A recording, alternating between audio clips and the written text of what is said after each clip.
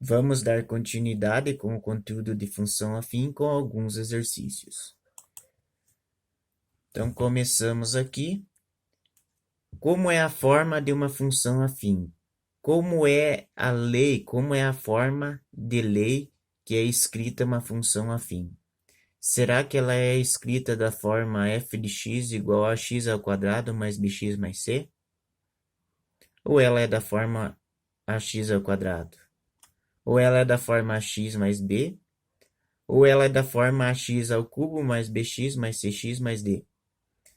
Então, aqui, nós temos que lembrar que lá no início, nós tratamos que a função afim também pode ser conhecida como função polinomial de primeiro grau. Primeiro grau porque o maior expoente das variáveis é 1.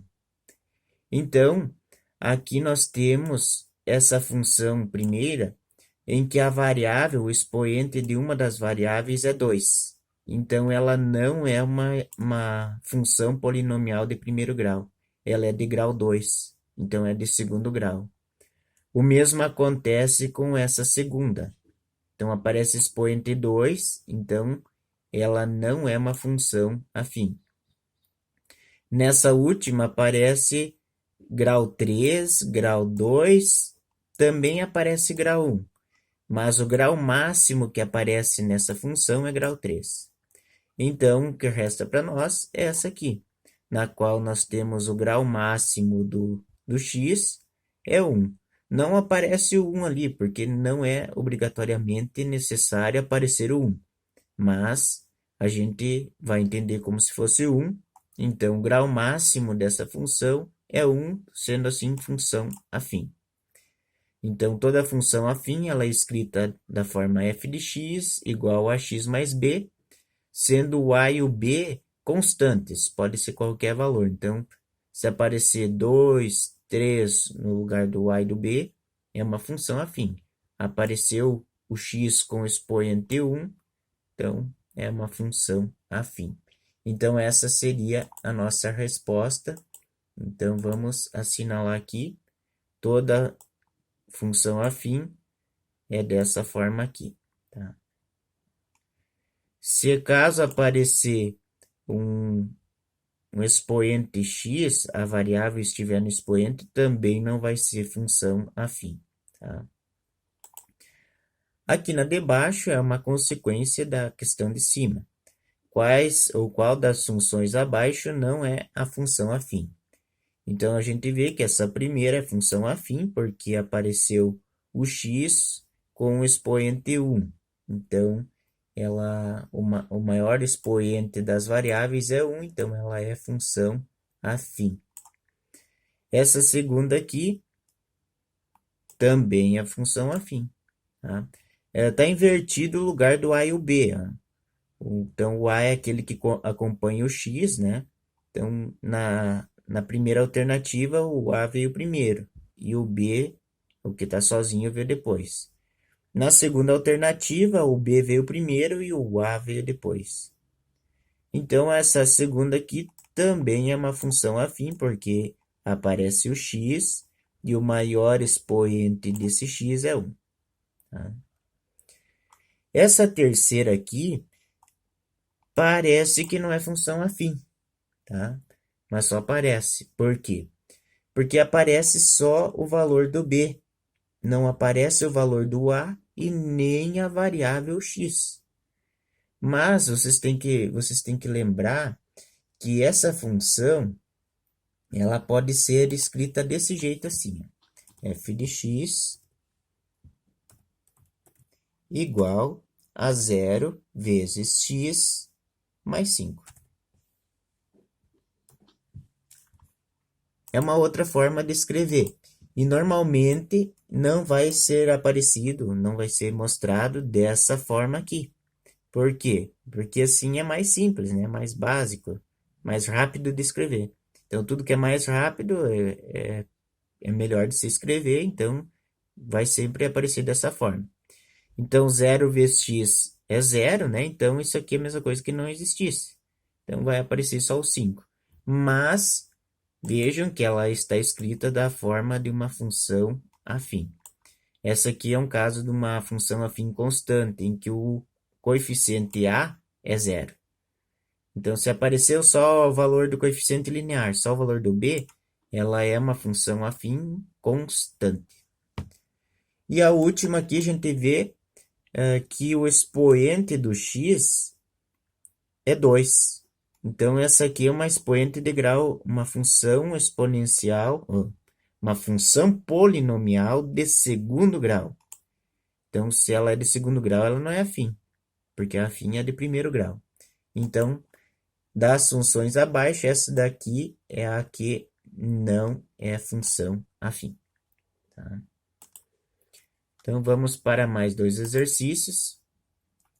Qual das funções afim é crescente? Para ser crescente, o que tem que acontecer? Crescente. Para ser crescente, o a tem que ser maior que zero. Tem que ser positivo. A positivo. Então, é fácil de verificar isso, tá? Então, nessa questão, é só procurar quais valores ou quais das funções afim tem o a positivo. Então, o a é aquele que acompanha o x, tá? Então, o que acompanha o x aqui é o 4, então é positivo, é mais 4. Aqui, quem acompanha o x é o menos 2, então é negativo. Aqui, quem acompanha o x é o menos 1, né? O 1 não aparece, mas é menos 1. E aqui é menos 10. Então, aqui o a é negativo, aqui o a é negativo, aqui o a é negativo, aqui o a é positivo. Então, essa aqui é a função afim que é crescente. Tá? Então, vamos assinalar ela aqui. Tá? Crescente. Agora, na de baixo, qual é o coeficiente angular da função 2x menos 3?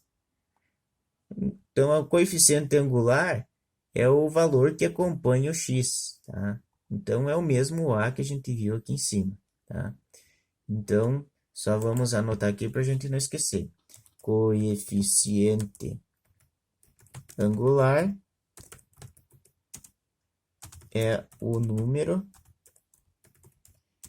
que acompanha a variável x.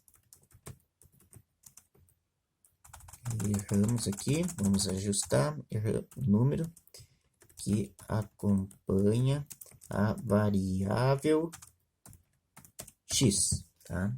Então, só verificar qual número que está acompanhando o x vai ser o coeficiente angular dessa questão. Então, o que acompanha o x aqui é o 2, tá? Então, o 2 é o coeficiente angular, então a resposta da nossa questão é 2. Tá? O menos 3 é o coeficiente linear, então não vamos marcar ele, tá? O coeficiente angular vai definir o ângulo em que a reta dessa função vai ser descrita no gráfico. Então, como o coeficiente angular é positivo, a reta desse gráfico vai ser crescente, vai subir olhando da esquerda para a direita. Tá? Vamos para mais duas. Qual é o coeficiente linear da função? Agora, o linear, agora a gente vê o b, tá? Então, vamos anotar aqui. Coeficiente linear é o número que está sozinho, tá? Então, ele não está acompanhando a variável x, é o que está sozinho. Então, a gente vai procurar aquele que não está acompanhando a variável, o x, ou nesse caso aqui, o t. Então, observamos aqui que o número que está sozinho é o 8. Ó. Não tem nenhuma variável, nenhuma letra acompanhando ele. Então, é o coeficiente linear. O 3 aqui, vejam que o 3 está sendo acompanhado pelo t. Então, esse aqui é o coeficiente angular. Então, como resposta aqui, vamos marcar o 8. Tá? Coeficiente linear, então, é o 8, é o que está sozinho na função. Tá?